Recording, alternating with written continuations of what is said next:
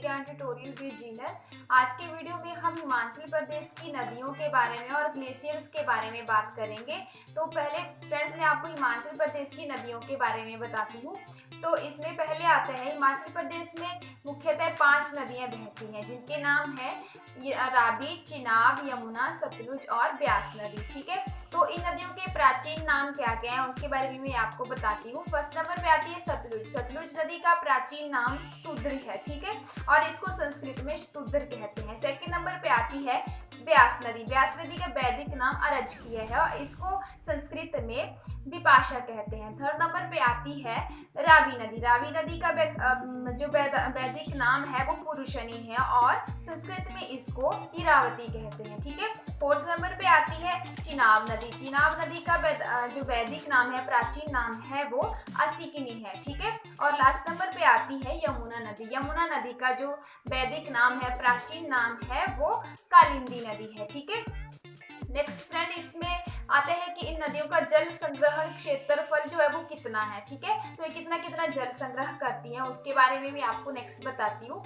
तो first number पे आता है सतलुज नदी। सतलुज नदी का जो जल संग्रहण जो जल ग्रहण क्षेत्र है वो 20,000 वर्ग किलोमीटर है। ठीक है, 20,000 वर्ग किलोमीटर सतलुज का जल ग्रहण क्षेत्र है। सेकंड है रावी नदी। रावी नदी का जो जल ग्रहण क्षेत्र है वो है 5,451 वर्ग किलोमीटर। उसके बाद आता है चिनाब नदी। चिनाब नदी का जो जल ग्रहण क्षेत्र है वो 7500 वर्ग किलोमीटर है। उसके बाद आता है ब्यास नदी। ब्यास नदी का जो जल ग्रहण क्षेत्र है वो 12,000 वर्ग किलोमीटर है। लास्ट नंबर पे आती है यमुना नदी। यमुना नदी का जल ग्रहण क्षेत्र 2,320 वर्ग किलोमीटर है। ठीक है फ्रेंड्स, तो इसके बाद हम बात करते हैं जो हिमाचल प्रदेश में मुख्यतः 5 नदियां बहती हैं उनकी जो सहायक नदी है वो कौन कौन सी है।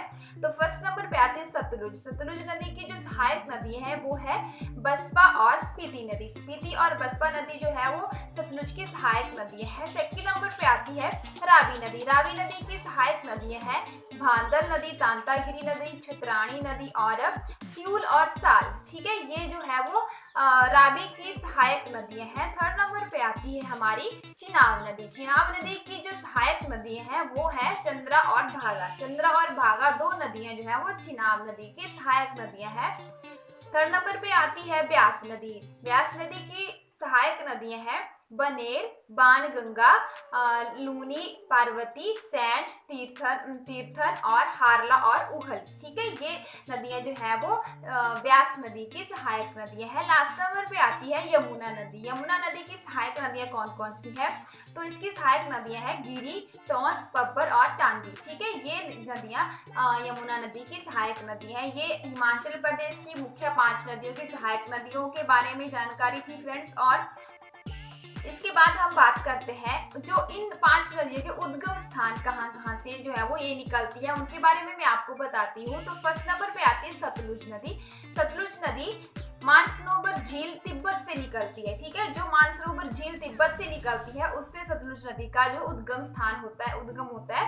सेकंड नंबर पे आती है चिनाब नदी। चिनाब नदी चंद्रा व भागा नदियां जो उनका संगम स्थान है तांडी। ठीक है, जो टांडी उनका संगम स्थान है चंद्रा और भागा नदी का, वहां से ये निकलती है और ये कौन से जिले में स्थित है, ये लाहौल स्पीति में स्थित है। थर्ड नंबर पे आती है ब्यास नदी। ब्यास नदी रोहतांग दर्रे के भृगु से निकलती है। ठीक है, भृगुतुंग से जो है वो ब्यास नदी निकलती है। फोर्थ नंबर पे आती है रावी नदी। रावी नदी बड़ा बंगाल कांगड़ा से निकलती है। ठीक है, रावी नदी बड़ा बंगाल कांगड़ा से निकलती है। नेक्स्ट नंबर पे आती है यमुना नदी। यमुना कालिंद पर्वत यमुनोत्री से निकलती है। ठीक है, यमुना नदी कालिंद पर्वत यमुनोत्री से निकलती है। नेक्स्ट इसकी जो लंबाई है, ठीक है, अब ये तो बात हो गई इनके उद्गम स्थान कौन कौन से थे, इनकी सहायक नदियां कौन सी थी और इनका पानी जल ग्रहण क्षेत्रफल कितना था। ठीक है, अब नेक्स्ट बात करते हैं कि इन नदियों की लंबाई हिमाचल प्रदेश में कितनी है। ठीक है, हिमाचल प्रदेश में इनका क्षेत्रफल फैला हुआ वो कितना है। तो फर्स्ट नंबर पे आती है सतलुज नदी। सतलुज नदी की कुल लंबाई 1,448 किलोमीटर है। ठीक है, 1,448 किलोमीटर सतलुज नदी की लंबाई है, पूरी लंबाई है ये उसकी। ठीक है, लेकिन हिमाचल प्रदेश में इसका प्रवाह क्षेत्र जो है वो 320 किलोमीटर है। हिमाचल प्रदेश में इसका प्रवाह क्षेत्र कितना है, वो 320 किलोमीटर है। सेकंड नंबर पे आती है यमुना नदी। यमुना नदी की कुल लंबाई 1525 किलोमीटर है। 1525 किलोमीटर है यमुना नदी की कुल लंबाई। लेकिन हिमाचल प्रदेश में यमुना नदी का कुल प्रवाह कितना है? 122 नदी यमुना नदी का कुल प्रवाह हिमाचल में सबसे कम है, इन 5 नदियों में सबसे कम है।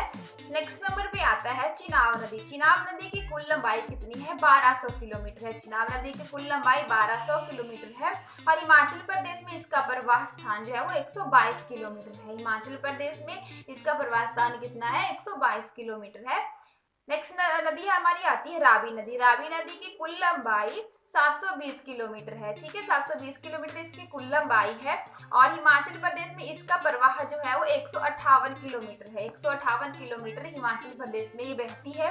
फिफ्थ नंबर पे आती है ब्यास नदी। ब्यास नदी की कुल लंबाई 460 किलोमीटर है। ठीक है, ब्यास नदी की कुल लंबाई 460 किलोमीटर है और हिमाचल प्रदेश में इसका प्रवाह स्थान जो है वो जो इसका प्रवाह होता है वो 256 किलोमीटर होता है। हिमाचल प्रदेश में इसका प्रवाह 256 किलोमीटर स्थान एरिया में होता है।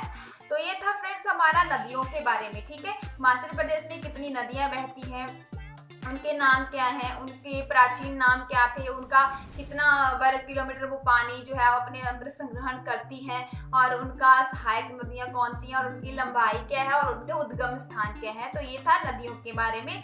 नेक्स्ट हम बात करते हैं हिमाचल प्रदेश के ग्लेशियर्स के बारे में। ठीक है, तो हिमाचल प्रदेश में ग्लेशियर्स को सिगड़ी भी कहा जाता है। ठीक है, और इसको हिमनद के नाम से भी जाना जाता है। ठीक है फ्रेंड्स, और जो ग्लेशियर्स हैं वो उनका काम क्या होता है? वो ग्लेशियर नदियों को पानी प्रदान करते हैं, जल प्रदान करते हैं, जिससे कि नदियों का जल प्रवाह कंटिन्यू बना रहता है। तो वन बाय वन हम बात करेंगे हिमाचल प्रदेश के ग्लेशियर्स के बारे में। ठीक है फ्रेंड्स, तो फर्स्ट हमारा आता है बड़ा सिगड़ी। बड़ा सिगड़ी हिमाचल प्रदेश का सबसे बड़ा ग्लेशियर है और ये लाहौल स्पीति में स्थित है। ठीक है, और इसकी लंबाई 25 किलोमीटर है। ठीक है, और ये जो है वो चंद्रा नदी को पानी प्रदान करता है और चंद्रताल झील जो है वो बड़ा सिगड़ी ग्लेशियर से बनी हुई है। ठीक है, जो उसका उद्गम स्थान है वो बड़ा सिगड़ी लाहौल स्पीति में है। ठीक है, सेकंड नंबर पे आता है पार्वती ग्लेशियर। पार्वती ग्लेशियर पार्वती नदी को पानी प्रदान करता है। ठीक है, पार्वती नदी हमारी कुल्लू जिले में है और पार्वती ग्लेशियर भी हमारा कुल्लू जिले में है। ठीक है, जिसकी लंबाई लगभग 15 किलोमीटर है। थर्ड नंबर पे आता है दुधौन ग्लेशियर। दुधौन ग्लेशियर भी पार्वती नदी को पानी प्रदान करता है और दुधौन ग्लेशियर कुल्लू जिले में है। ठीक है, और इसकी लंबाई भी 15 किलोमीटर है। नेक्स्ट हमारा आता है मुकिल्ला ग्लेशियर। ठीक है, मुकिल्ला ग्लेशियर ये ग्लेशियर जो है वो लाहौल स्पीति में स्थित है और ये भागा नदी को जल प्रदान करता है। इस ग्लेशियर की लंबाई 12 किलोमीटर है। ठीक है, और इसकी लंबाई कितनी है? 12 किलोमीटर है। ये भागा नदी को पानी प्रदान करता है और ये लाहौल स्पीति में स्थित है। ठीक है, नेक्स्ट हमारा आता है मियार ग्लेशियर। मियार ग्लेशियर भी लाहौल स्पीति में ही स्थित है और इस ग्लेशियर से मियार नदी को पानी मिलता है। ठीक है, इस ग्लेशियर से मियार नदी को पानी मिलता है जिससे उसका जल प्रवाह बना रहता है और इसकी जो लंबाई है वो 12 किलोमीटर है। ठीक है, मियार ग्लेशियर की लंबाई कितनी है? वो 12 किलोमीटर है। नेक्स्ट हमारा आता है ब्यासकुंड ग्लेशियर। ब्यासकुंड ग्लेशियर रोहतांग के पास से निकलता है। ठीक है, इससे ब्यास नदी को पानी मिलता है। ब्यासकुंड ग्लेशियर रोहतांग के पास स्थित है। ठीक है, और इससे ब्यास नदी को पानी मिलता है। नेक्स्ट पे आता है कुल्टी ग्लेशियर। कुल्टी ग्लेशियर कोकसर के समीप है। ठीक है, ये कहाँ है? कोकसर के समीप है। नेक्स्ट नंबर पे आता है बादल ग्लेशियर। बादल ग्लेशियर बड़ा बंगाल कांगड़ा के पास स्थित है। कहाँ स्थित है? ये बड़ा बंगाल कांगड़ा के पास स्थित है और इससे बादल नदी को पानी मिलता है। ठीक है, जिससे उसका जल प्रवाह बना रहता है। नेक्स्ट नंबर पे आता है गेफांग ग्लेशियर। गेफांग ग्लेशियर को लाहौल का मणिमहेश भी कहा जाता है जो लाहौल स्पीति में स्थित है। ठीक है, इसको लाहौल के मणिमहेश के नाम से भी जो है जाना जाता है। लास्ट नंबर पे आता है the lady of Keylong glacier.